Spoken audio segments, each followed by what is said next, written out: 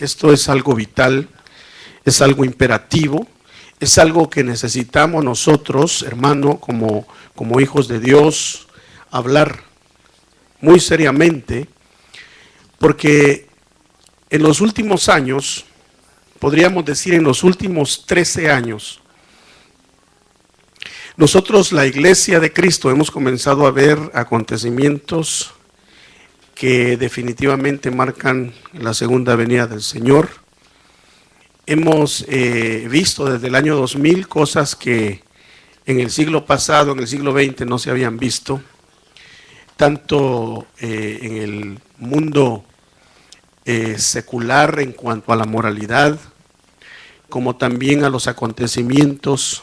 Han habido terremotos, han habido ataques terroristas, han habido, como le decía, terremotos nunca vistos.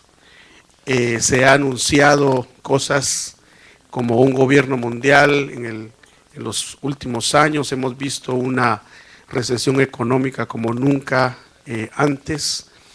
Hemos estado viendo también cómo en el 2010, en el 2011 se produjeron los terremotos tan fuertes que trajeron tantas muertes. Y así podríamos enumerar muchas otras cosas que nos marcan el fin. También empezando este año, apenas en el mes que acaba de terminar, en el mes de febrero, hemos visto acontecimientos mundiales con respecto a la religión. Hemos visto acontecimientos de amenazas, de rumores de guerras. No solamente ayer estaban amenazando a Estados Unidos de un ataque nuclear. Se está cumpliendo la palabra, ¿verdad? Rumores de guerras. Pero el apóstol Pedro dice en una de sus epístolas, en el capítulo 3, en la segunda epístola de Pedro, capítulo 3, verso 9 al 11, él nos habla de muchas cosas. Dice que mucha gente tiene por tardanza la venida del Señor y malinterpreta que el Señor está dando todavía tiempo. El Señor no viene porque Él quiere que todos se arrepientan y que todos entren en la misericordia que todavía está abierta al mundo.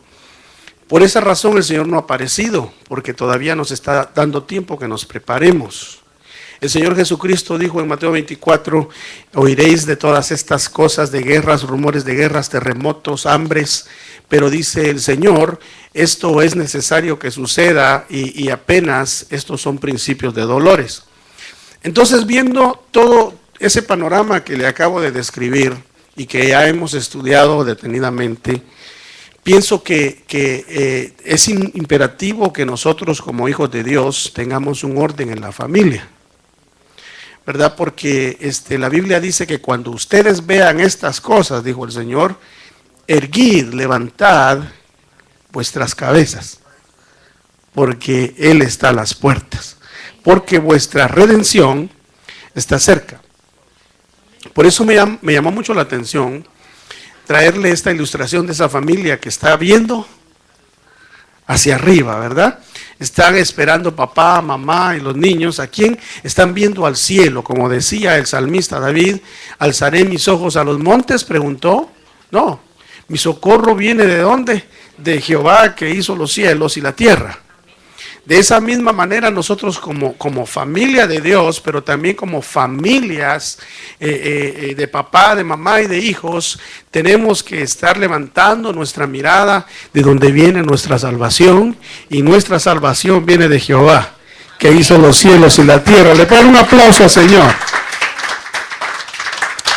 Es muy importante eso porque para que nosotros podamos, hermano, preparar nuestras maletas. Usted sabe que cuando vamos de viaje, generalmente el 90% de las veces que uno sale, ¿a dónde prepara sus maletas?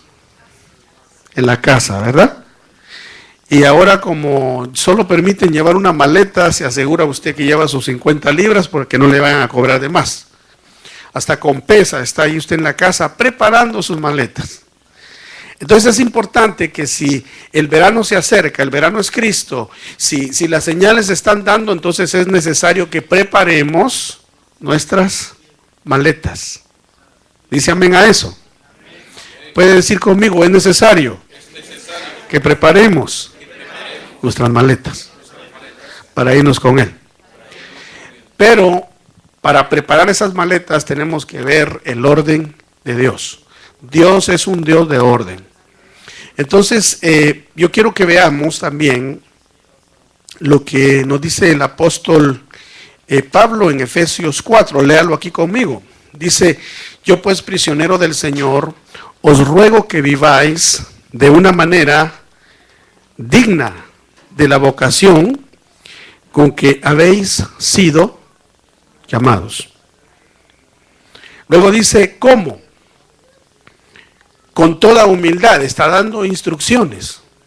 Tal vez si me le ponen un poquito más de volumen, por favor.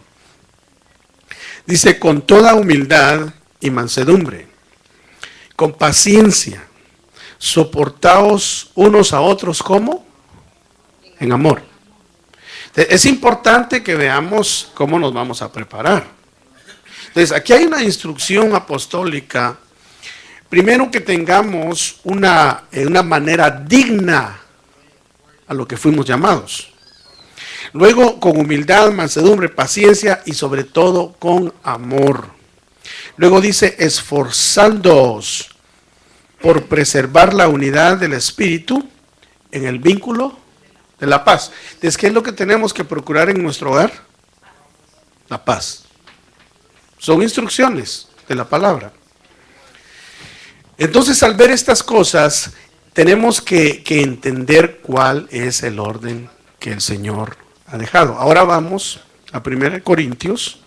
Ahora vamos a leer, usted lee ahí en su Biblia, en el capítulo 11, y vamos a leer un versículo, en ese nos vamos a basar. Versículo número 3, y dice así. Pero quiero que sepáis que la cabeza de todo hombre es Cristo.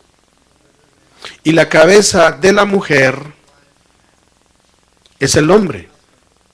Y la cabeza de Cristo es Dios. Entonces ahí estamos viendo un orden, ¿verdad? Varones, ¿quién es nuestra cabeza? Cristo. Mujeres, ¿quién es la cabeza de ustedes? ¿Quién es? El esposo, el varón. Pero supongamos que esa mujer fuera soltera. ¿Quién sería su cabeza entonces? Primeramente, sería su padre de familia. Y si no tiene papá, pues entonces tiene que tener una autoridad aquí en la tierra. Entonces, si tiene su pastor, sería su pastor, su cabeza. Porque aquí claramente dice que la cabeza del varón, ¿quién es? Es Cristo. Y el varón es la cabeza de ¿quién? De la mujer. Ahora, si no tiene pastor, pues entonces no se ha convertido. Hay que convertirla al Señor. Pero luego dice que Cristo es la cabeza del varón y la cabeza de Cristo es el Padre, Dios. Amén. Entonces, bajo esas ordenanzas tenemos que vivir. Entonces quiero que veamos varios aspectos y hablemos un poco de ellos, porque no voy a entrar tal vez mucho en profundidad del tema, porque yo lo que quiero es que veamos cómo Dios estructuró las cosas. ¿Para qué? Para que podamos nosotros caminar como el Señor lo manda. Pero ¿cómo? Conforme a lo que dice la Biblia. Entonces vamos a empezar con los esposos. ¿Por qué los esposos? Porque el esposo es la cabeza. Entonces hay que empezar por arriba, ¿verdad?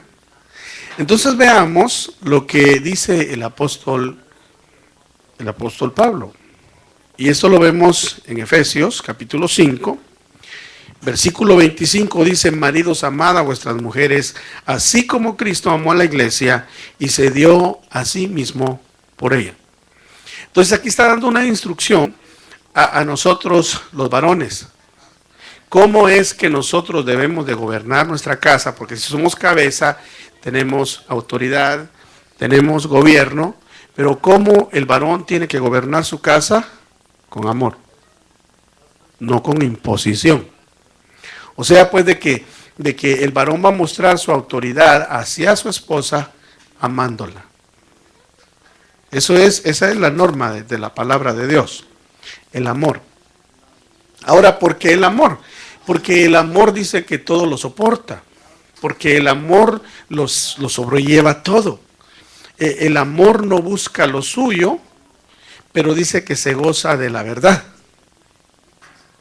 Entonces, cuando nosotros, los maridos, comenzamos a gobernar nuestra casa con amor, entonces las cosas van a comenzar a salir bien. Pero eso implica que empieza con la esposa. Entonces, tratando bien a la esposa, se van a tratar bien a los hijos. Entonces, una autoridad también tiene la facultad de corregir. Amén. Pero no, el esposo no puede tratar a su esposa como que es su hija. Esposos, usted no puede tratar a su esposa como que fuera su hija. Ella es su esposa y cuando tenga que corregir algo en ella, lo tiene que hacer con mucho tacto, mostrándole tal vez el error el que ella está cometiendo, pero como un esposo, como un novio, como un amante de ella, como un esposo legítimo. O sea, pues de que el Señor nos mira a los esposos y como iguales, pero en cuestión de autoridad, Dios dijo que el varón es la cabeza. Pero si él es la cabeza, entonces la esposa es su cuerpo. ¿Estamos de acuerdo? Según la Biblia es así. Porque según la Biblia la iglesia es el cuerpo de Cristo diseminado en toda la tierra, que somos nosotros. Y él es la cabeza. Entonces en el matrimonio es nada más una figura de ese gran misterio de Cristo y la iglesia. Entonces, el hombre es la cabeza, pero su esposa es su cuerpo. Y la Biblia dice que nadie jamás ha maltratado su propio cuerpo, sino que lo alimenta y lo cuida. Entonces, de esa manera el esposo tiene que cuidar a su esposa. Ahora, en los matrimonios van a suceder problemas. Van a suceder diferencias. Eso es inevitable. Yo creo que en los únicos días que no suceden problemas es cuando están recién casados y en la luna de miel.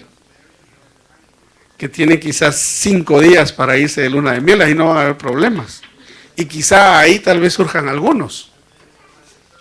Pero ya cuando regresan de la luna de miel, el problema es que el varón se olvidó de la luna y la mujer se quedó en la luna.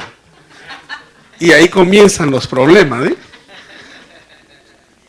Pero no, tienen que bajar ambos y comenzar a afrontarse a los problemas y a la realidad.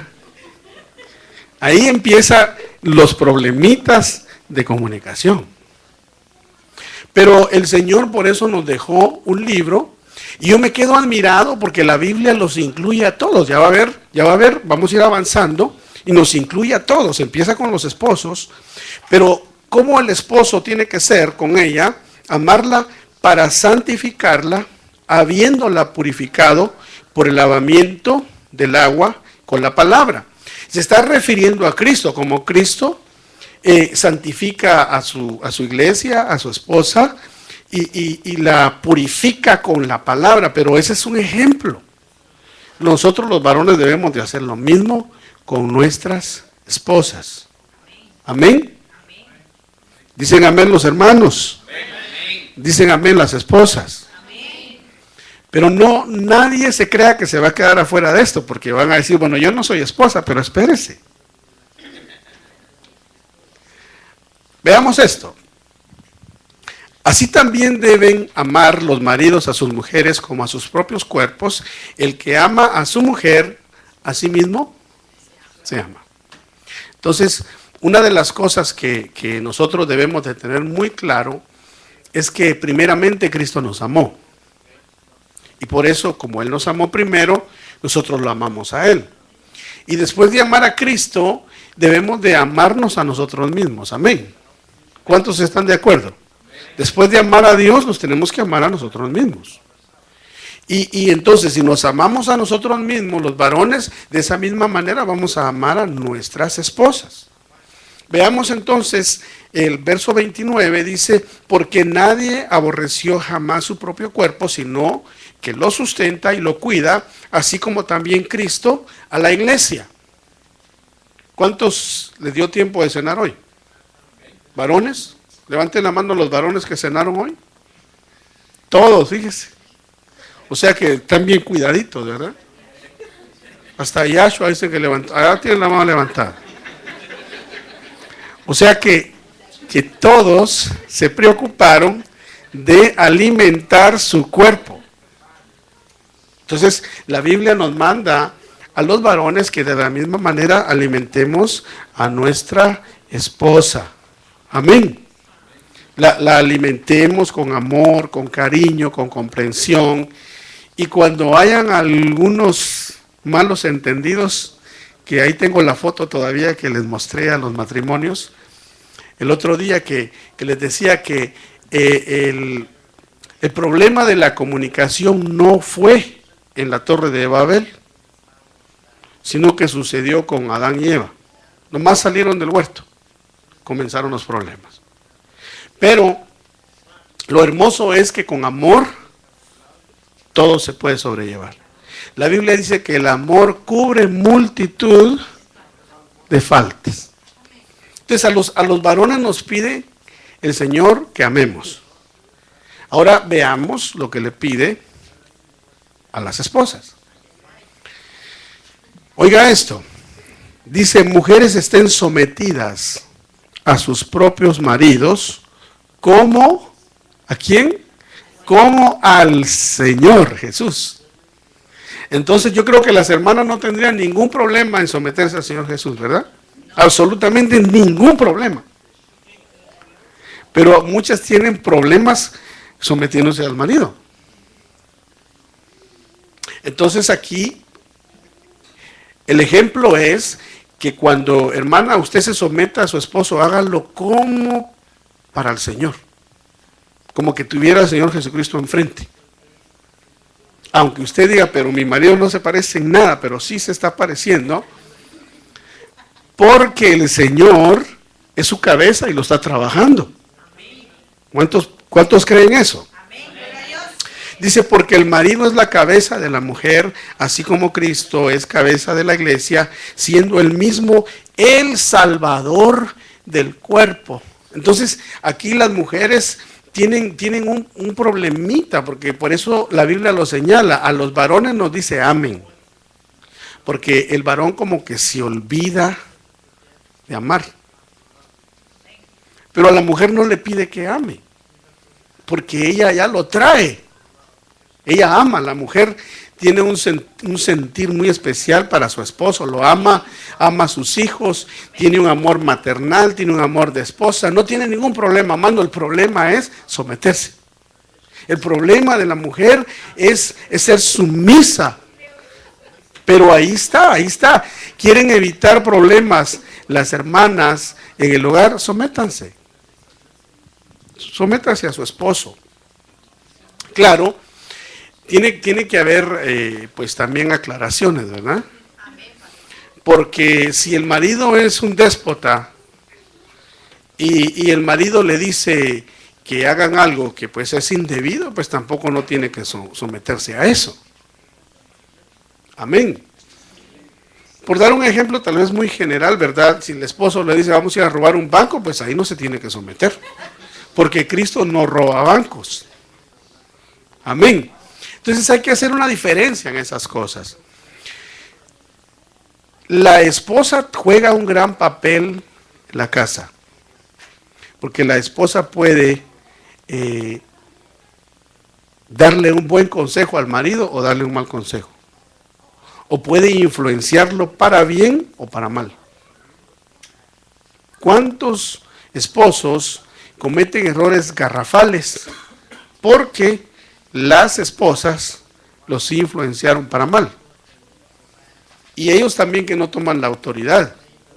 Y le voy a dar un ejemplo bíblico. El ejemplo bíblico de esto es Sara. Sara dice que respetaba a su esposo y le llamaba mi señor.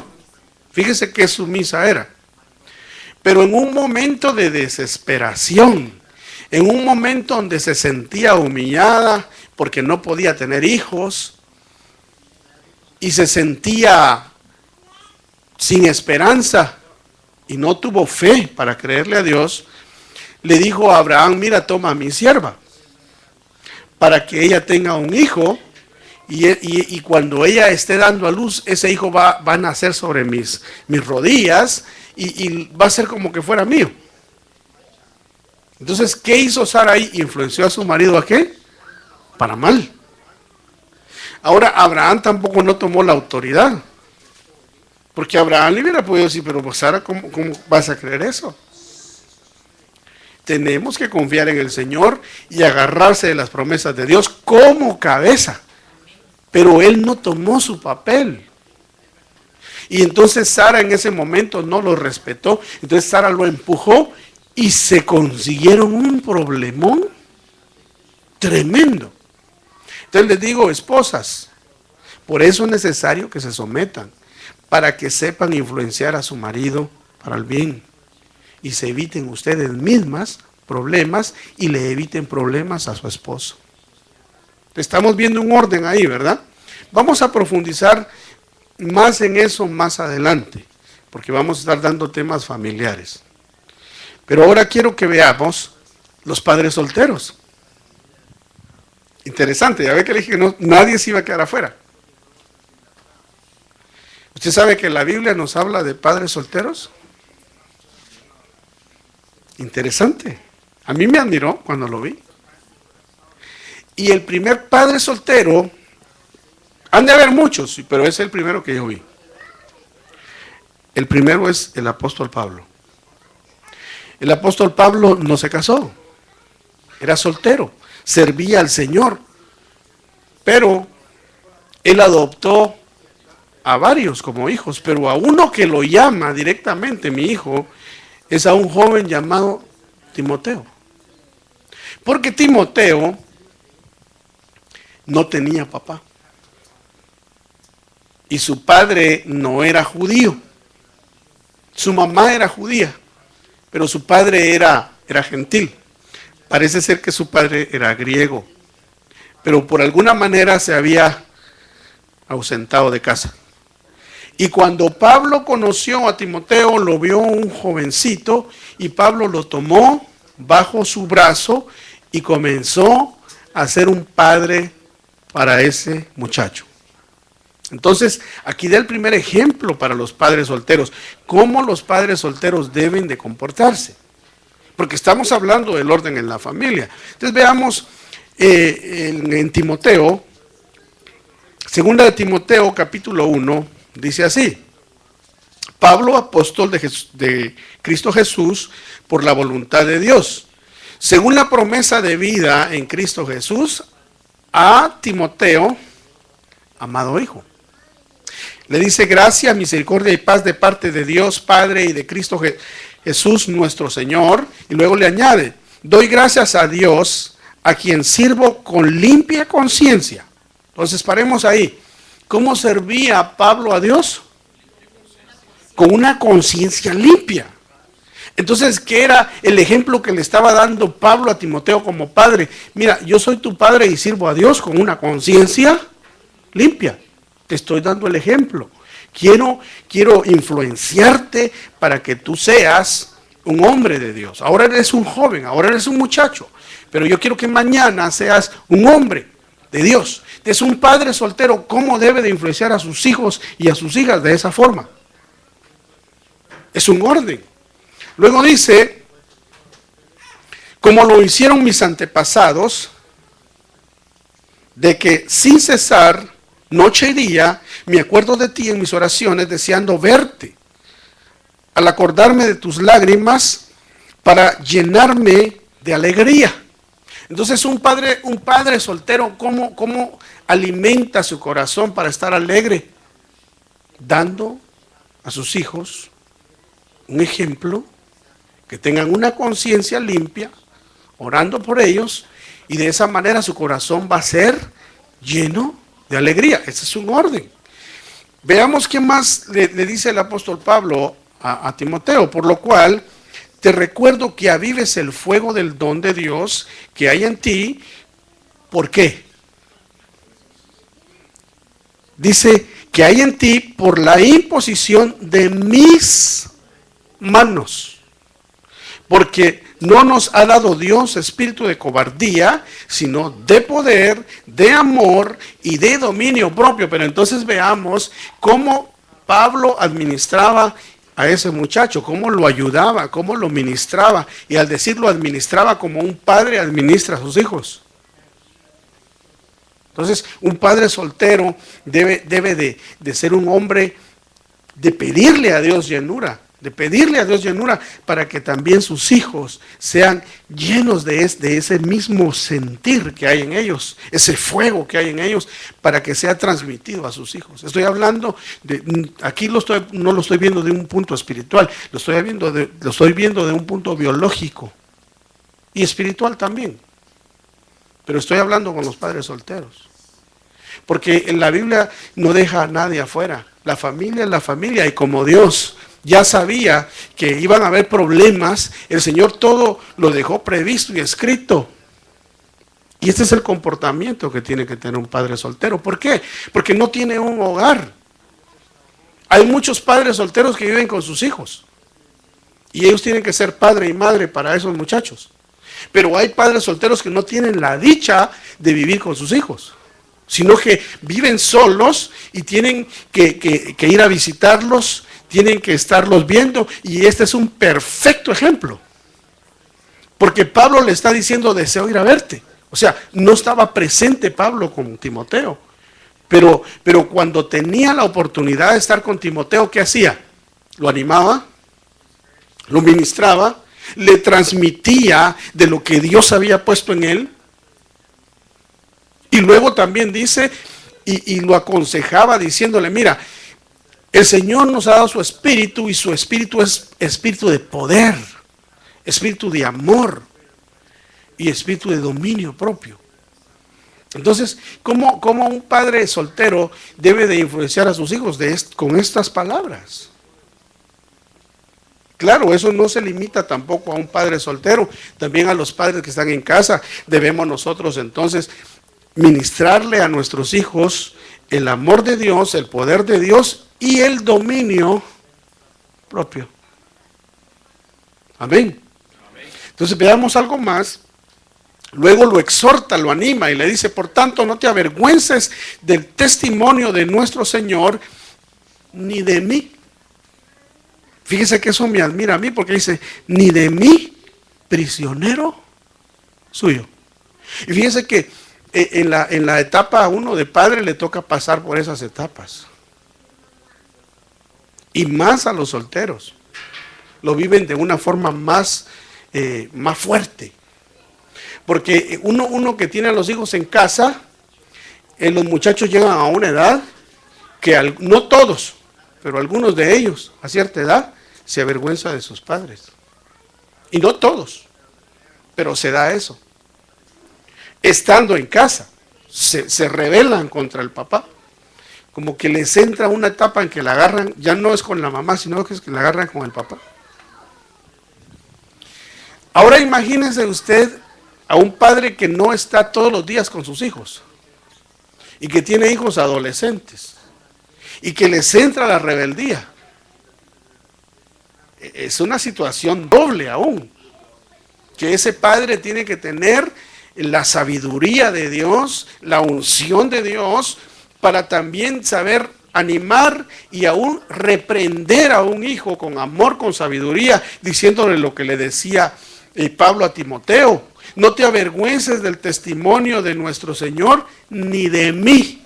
Porque como que Timoteo se estaba avergonzando de Pablo, porque Pablo era un preso. Pero Pablo era un preso por causa del Evangelio. Por eso le dice, no te avergüences del Evangelio del Señor.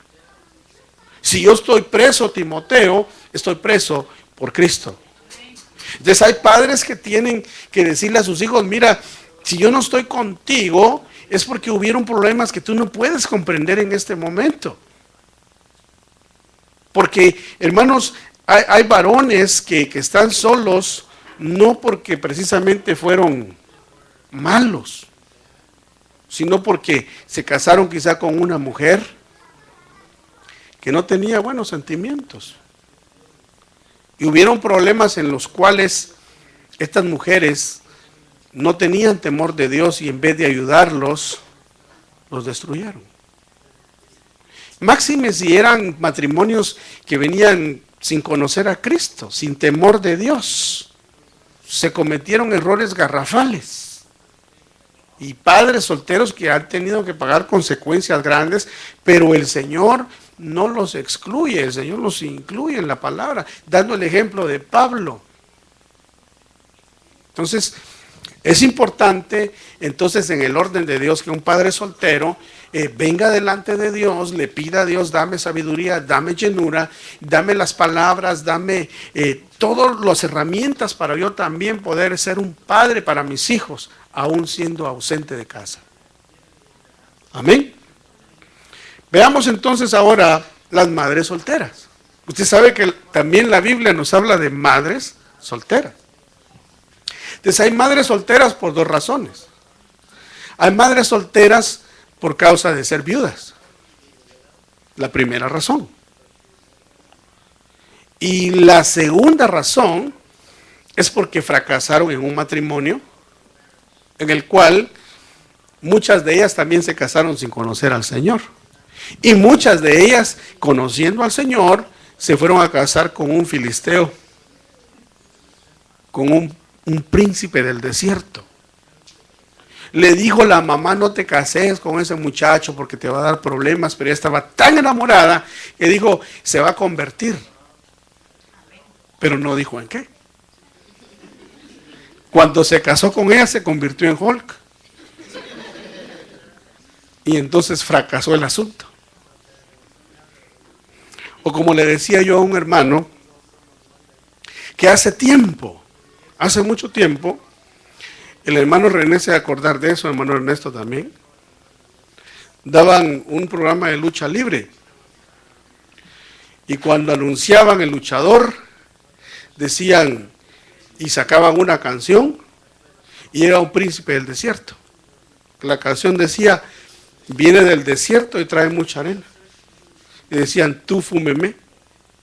Entonces hay muchas mujeres que se casan con tufu memé, con un príncipe que apesta,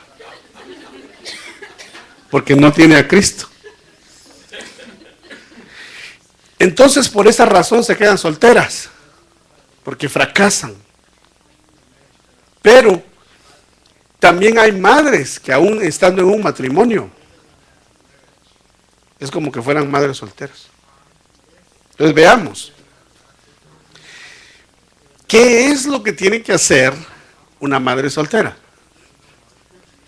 Mire, en primer lugar, lo que tiene que hacer es someterse al Señor, buscar a Cristo. Luego reconocer, como le decía, a un hombre de Dios, a un verdadero hombre de Dios, como Pablo, un ministro de Dios. Porque acabamos de hablar de Timoteo, y Timoteo tenía solo mamá, ya lo vimos. La mamá de Timoteo se llamaba Eunice. Pero Eunice era una mujer sabia, porque siendo una madre soltera, lo primero que hizo fue aprovechar el recurso que Dios le había dado. Dios siempre da recursos. Diga conmigo, mujeres, Dios siempre da recursos. Y a esta joven Eunice, Dios le había dado un gran regalo. ¿Sabe quién era ese regalo? Una anciana llamada Loida. Entonces ella aprovechó el regalo que Dios le había dado a su mamá y dejó que su mamá le transmitiera una gran fe. Pero ahora vayamos. ¿Y qué de aquellas madres solteras que no tienen mamá?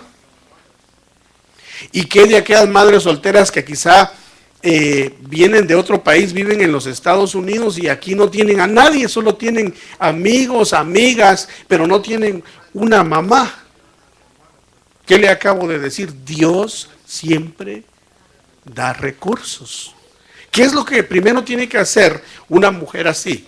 Busque al Señor, sométase al Señor y pídale a Dios que le dé una madre, una figura maternal, una mujer que tenga más experiencia que ella, una mujer que haya criado hijos, una mujer que quizá hasta en edad ella podría ser su mamá. ¿Pero para qué?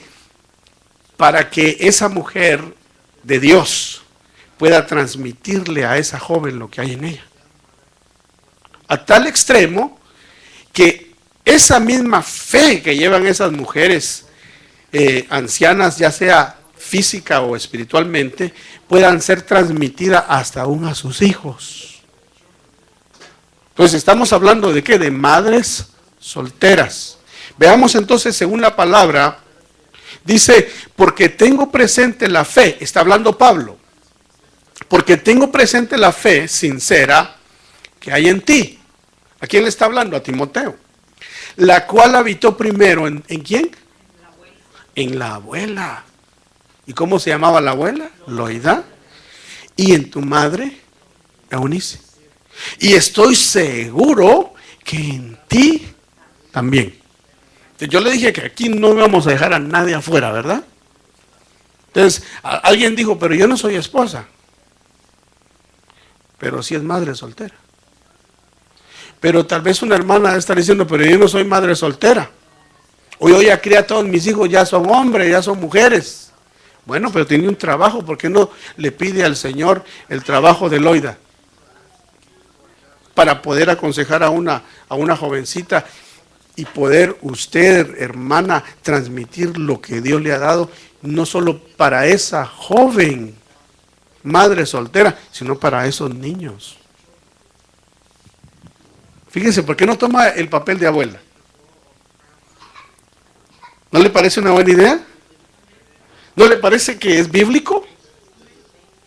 ¿No tiene que ser su mamá biológica? Tiene que ser una madre, tomar una figura de madre espiritual.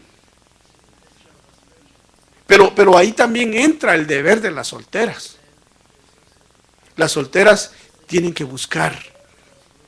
Porque la Biblia dice que el que toca, se le abre. Y el que pide, se le da. Entonces, una soltera que tiene problemas fíjese que puede ser una madre que está casada o que está nada más unida con alguien, pero que necesita una influencia buena de una mujer experimentada en la fe, una mujer de Dios. Busque ayuda. El que busca, encuentra, dijo Jesús. Entonces, no se te va a dar nada si no lo pides, no se te va a dar nada si no lo buscas. Entonces, madre soltera, busque ayuda y no busque. Y eso es un consejo que le estoy dando según la Biblia. Según la Biblia, sí tiene que tener una autoridad, pero busque una autoridad reconocida delante de Dios como un ministro, pero un verdadero ministro como Pablo. Pablo ministró a esta familia. Pero la mujer soltera, como un orden, buscó acercarse a una anciana, a una mujer que la cubriera también, para que no se dieran malos entendidos, ¿verdad? Porque yo me imagino que el apóstol Pablo llegaba a visitar a Eunice y llegaba a visitar a Timoteo, que lo tomó como hijo, pero ¿quién estaba ahí? La abuela. Ahí estaba Loida. Entonces Loida servía como un testimonio ¿para quién? Para Pablo y la familia. O sea, mire qué papel tan grande Dios le da a las mujeres mayores de edad. ¿Y en dónde le da ese orden? ¿A dónde le da esa oportunidad de trabajo? En la familia. Entonces, paremos ahí y hagamos un resumen de lo que hablamos. Hablamos de los esposos. Amen a sus esposas. aliméntenlas como alimentan su propio cuerpo. Cuídenlas, ámenlas, porque el hombre que ama a su mujer, ¿qué dice? A sí mismo se ama. La mujer, sométase al esposo, como a Cristo. Respételo e influéncelo para bien. El soltero, el padre soltero, pídale a Dios y Dios le va a dar palabras, le va a dar autoridad aún para reprender a los hijos que no viven con él. Sean de la edad que sean pequeños, sean adolescentes o aún sean ya hombres. Porque esa es una de las cosas que los padres varones, los padres solteros tienen, que cuando los hijos crecen van a volver. Y sabe, papá soltero, lo van a ir a buscar. Tal vez se perdió mucho de la niñez de ellos en su adolescencia, pero ya cuando lleguen a sus 20 y tantos de años, van a reflexionar y van a decir, pero si yo tengo papá, y lo van a ir a buscar. Y está jovencito. Amén. ¿Cuántos dicen amén? Ahora, todo esto que hemos señalado del padre soltero y la madre soltera es un orden en la familia, pero es un orden que Dios quiere que se lleve a cabo. ¿Para qué? Para la gloria de Dios. Porque el apóstol Pedro y el apóstol Pablo, ¿cómo nos dicen? Que tenemos que vivir como unas personas dignas de su llamado, de su vocación. El apóstol Pablo dice eso. Y el apóstol Pedro dice, sabiendo que todas las cosas van a ser destruidas, sabiendo que los cielos se van a enrollar en fuego y Dios va a purificar la tierra y va a ser una tierra nueva y un cielo nuevo, vivamos entonces como personas que se conducen en santidad, que se conducen intachablemente. Pero todo eso es ¿para qué? Para la gloria de Cristo. Pero al darle la gloria a Cristo de esa forma en la familia, nos estamos preparando nuestras maletas ¿para qué? Para irnos con el Señor. ¿Cuántos están de acuerdo? Sigamos entonces con los hijos. No los vamos a dejar, ahora vamos con los hijos. A los hijos el Señor les dice, por medio del apóstol Pablo en Efesios también, Efesios 6:1 dice, hijos, obedeced a vuestros padres en el Señor. ¿Por qué? Porque esto es justo. Hay una razón. ¿Por qué deben de ser obedientes los hijos de casa? Porque es justo. ¿Pero por qué es justo? Primero, porque es la ordenanza del Señor. Pero segundo, es justo, hijo, porque tus padres se sacrifican por ti. ¿Para qué? Para que tú tengas lo que quizá ellos no tuvieron cuando eran pequeños. Entonces hay que hacerle conciencia a los hijos. Mira, es justo que yo te voy a dar una tarea en la casa. Vas a barrer, vas a trapear, vas a arreglar tu cama. Ah, pero no lo quiero hacer. No, es justo que lo hagas. Es justo que lo hagas porque yo salgo temprano a trabajar para alimentarte. Salgo temprano a trabajar para que no te haga falta nada y que tengas aún lo que yo no tuve. Es justo, hijo, que tú hagas las cosas que yo te mando que hagas en casa. Punto, pero explicarle. La Biblia lo dice, es justo. Hay que enseñarle a los hijos desde pequeños. Yo recuerdo con mis hijos, se me enojaban a veces, pero de todas maneras. Aquí está el vacuum, me va a pasar vacuum. Aquí está el trapeador, va a trapear. Y me va a arreglar su cuarto. Y en ese tiempo, pues vivíamos en un apartamento pequeño, tenían ventaja porque dormían los tres juntos en un mismo cuarto. Como teníamos dos cuartos, le dije a mi esposa, démosles el máster a ellos. Estaban pequeños, para que ahí se queden los tres. Y nosotros agarremos el cuarto más pequeño, pero entonces les tocaba limpiar a los tres. Y la casa tenían que limpiar. Ya quizá veían que yo llegaba, ya mi papá nos va a poner a limpiar, pero ya sabían a limpiar. No han hecho lo que hicieron, a hacerlo pues. Porque es justo. Después de que ya crecen, entonces reconocen. En el momento no van a reconocer, pero aún hay hijos que son más dóciles que otros, que van a reconocer aún siendo pequeños. Y es justo que nosotros como padres les inculquemos eso. Entonces, hijos, obedezcan a sus padres. La Biblia lo dice. Veamos el otro punto. Honra a tu padre y a tu madre, que es el primer mandamiento con promesa. Entonces, ¿por qué el hijo tiene que obedecer a papá y a mamá? Estoy hablando con los hijos. ¿Por qué? Porque es el primer mandamiento con promesa. Entonces dice la Escritura, para que te vaya bien, para que tengas larga vida sobre la tierra. Entonces, ¿cuál es la promesa para los hijos que obedecen a sus padres? Les va a ir bien en todo. Entonces, nosotros padres enseñémosle eso a nuestros hijos. Ustedes que tienen sus hijos pequeños, los que tienen sus hijos de 1 año hasta 8, 12 años, hasta 15 años, aprovechen. Aprovechen esta enseñanza. Para que ustedes vengan y les digan a sus hijos por qué tiene que obedecer, porque es justo, ¿verdad? Y la segunda razón, porque tienes un mandamiento con promesa y vas a ser un niño bendecido. Si tú me obedeces, hijo, dígale a su hijo con toda seguridad, hijo, si tú me obedeces, si eres un hijo, pero de aquellos calidad, vas a llegar a la universidad, hijo. Dígale.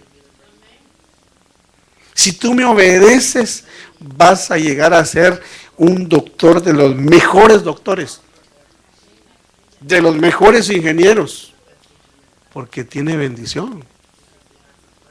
Ahí lo dice. ¿Le va a ir bien en qué? En todo le va a ir bien. Entonces, hay una buena razón por las cuales nosotros los padres debemos de inculcar a nuestros hijos a que obedezcan.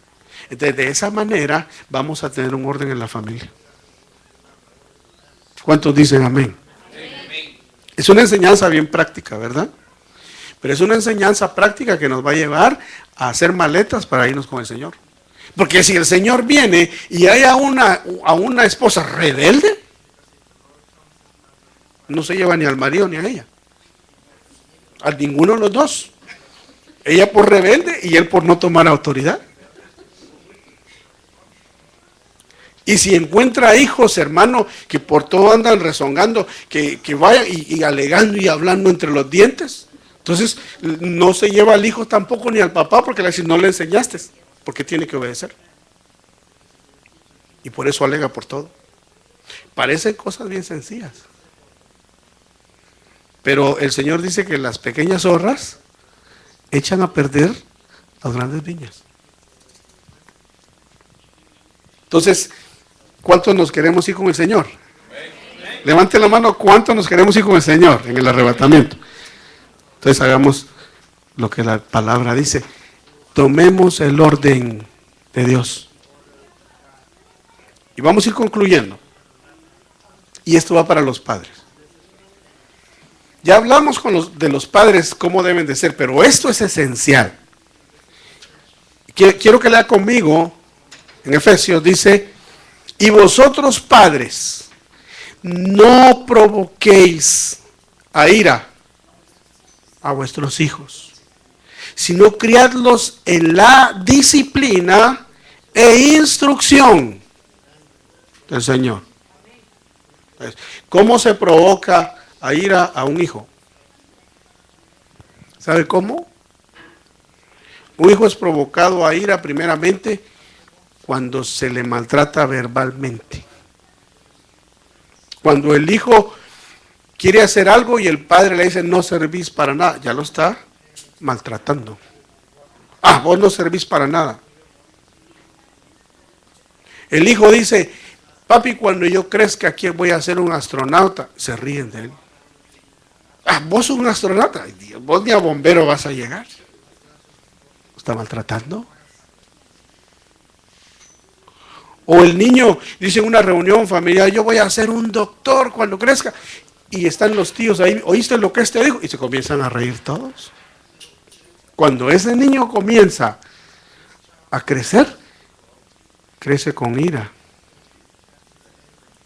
resentimiento. ¿Cómo se provoca a un hijo a ira? Cuando el hijo comete un error y el papá, delante de todos, le da un coscorrón. No lo corrige correctamente. Te dije que no hicieras eso y le da el coscorrón. O le da un jalón de pelo. O le da una patada. Eso es provocar a los hijos a ira. Entonces hay maneras de corregir, ¿no? En el momento que hizo algo, dígale tranquilo. Y si no hace caso, al llegar a casa, usted saca una faja, o puede guardar unas paletas, que hay también unas paletitas así que las agarran para hacer tamales.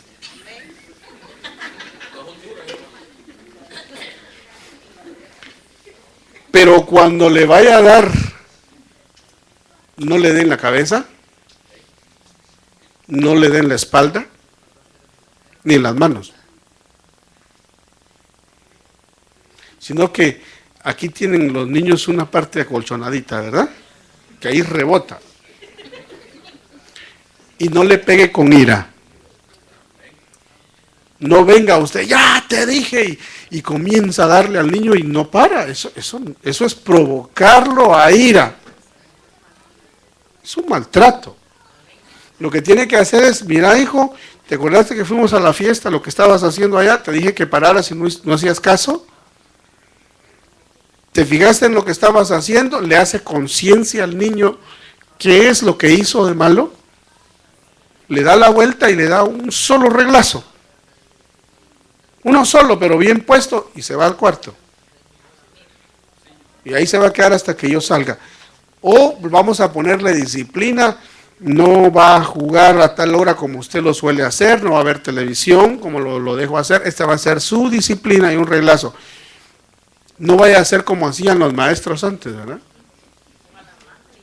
Que cuando hacía alguien, los niños en la clase, aquí, bueno, eso sería un abuso, hoy meten presos a todo el mundo. Pero allá en la escuela, cuando alguien hacía malo, le decían, pone la mano. Y así, ¿verdad? Y el maestro hasta le sobaba la regla. Así, ¿verdad? Y cuando le tiraba el reglazo, no quitaba la mano. Entonces decía, ahora vas a poner los dedos así. Decía, ¿no? Eso es abuso. Es abuso. Hay padres que hacen eso. Entonces, no, el padre no debe de provocar a sus hijos a ira. ¿Y quién lo dice? La palabra. Vosotros padres no provoquéis a ira a vuestros hijos, sino criadlos como quieran, déjenlos que hagan lo que, porque es el otro extremo, ¿verdad? El otro extremo es, ay, el niño, no le digan nada, pobrecito, tan lindo que es, dicen, ¿no? Ahorita se ríe de que le quiebra los platos en la mesa. Sígase riendo, después se los va a quebrar a usted en la cabeza. Tiene que haber disciplina. Pero la disciplina debe de ser dada conforme la disciplina del Señor. Ahora, ¿cuántos somos hijos de Dios aquí? ¿Cuántos somos hijos? Levanten la mano. Bueno, si somos hijos de Dios, usted va a poder identificarse conmigo. ¿A cuántos Dios nos ha corregido alguna vez? ¿Sí? ¿Verdad que sí nos ha corregido? ¿Verdad que tal vez el Señor está diciendo, no hagas tal cosa? Y uno sigue y de repente siente y la corrección del Señor. Pero ¿cómo es la corrección del Señor? ¿Para destruirte? ¿En el momento te gustó? ¿Nos gustó la corrección? No. Pero ya cuando pasa la corrección de Dios, ¿cómo vemos al Señor? Con amor. Porque Él corrige con amor. De esa misma manera debemos de corregir nosotros a nuestros hijos. Con amor. Explicándoles y dándoles una disciplina, porque muchas veces es necesario. Claro, eso es otra cosa que hay que explicarla. Cuando el niño tiene 5 años, 6 años, 7 años, pues sí amerita que le dé un reglazo, ¿verdad? Ya cuando el niño cumple 10, tal vez de repente uno, más o menos, por ahí. Pero ya cuando el niño cumple 12, 15 años, ya yo creo que esa disciplina ya no va. Sino que tiene que haber otra clase de disciplinas. Ahora, como hay computadoras, la disciplina es que no vas a ver la computadora. La disciplina es que te voy a quitar el teléfono. Y no le dé a ningún niño de 15 años teléfono, de todas formas. Ni se le ocurra. Y si le da, déselo por horas. Tu horario comienza de 8 de la mañana a 5 de la tarde. A las 8 de la mañana te entrego el teléfono, a las 5 me lo devolves. Es necesario disciplina, pero disciplina con amor, con enseñanza, pues. La disciplina que el Señor nos da es enseñanza, ¿verdad? Nos enseña. De esa manera, padres, corrijamos a nuestros hijos. ¿Para qué? Para la gloria de Cristo. Para que el orden de Dios se establezca en nuestras familias. Y de esa manera, cuando el Señor venga, nos haya siendo así. Y la Biblia dice, dichoso el siervo que su Señor lo haya haciendo así. Entonces, ¿qué es lo que vimos ahora? El trabajo, la responsabilidad del esposo, de la esposa, del padre soltero, de la madre soltera, de la abuela y de los hijos. O de los abuelos, ¿eh? Porque también usted sabe que Tito era un anciano. Cuando usted ve la carta de Pablo a Tito, Tito era un anciano y le da buenos consejos Pablo. Cómo debe de tratar a la gente. Y a Timoteo le dice, Timoteo, trata a las ancianas como a madres. Trata a los ancianos como padres. Trata a las jovencitas, a las que son de tu edad, como hermanas, con respeto. Orden. Si el Señor nos halla a cada quien haciendo así, el Señor viene a buen esposo. En lo poco me fuiste fiel, en lo mucho te pondré buena esposa. Te sujetaste al esposo, aunque te costó, pero te sujetaste. Hijos obedecieron. Entonces, cuando el Señor nos haya así, abuelos, buenos abuelos. Padres solteros, calidad. Madres solteras, buscaron ayuda. Buscaron hermanas mayores que ustedes que las aconsejaran. Te hallé haciendo bien. En lo poco me fuiste fiel. En lo mucho te pondré. De eso se trata.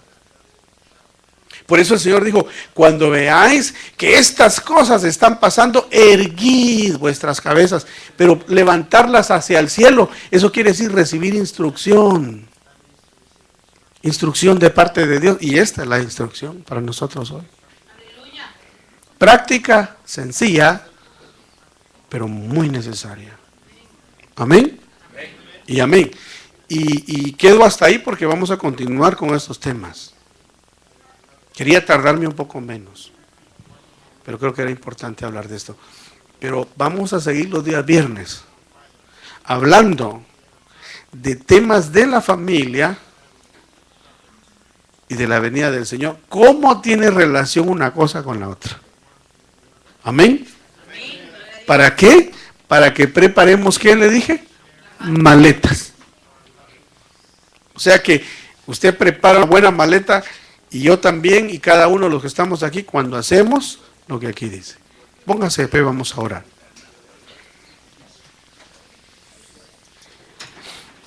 Tal vez me acompañas, hijo. Y le voy a pedir que levante su mano derecha y le diga, Señor, yo abro mi corazón en esta hora, a esta palabra. Abro mi corazón para decirte, Señor, que estoy necesitado, que acepto esta palabra para mí.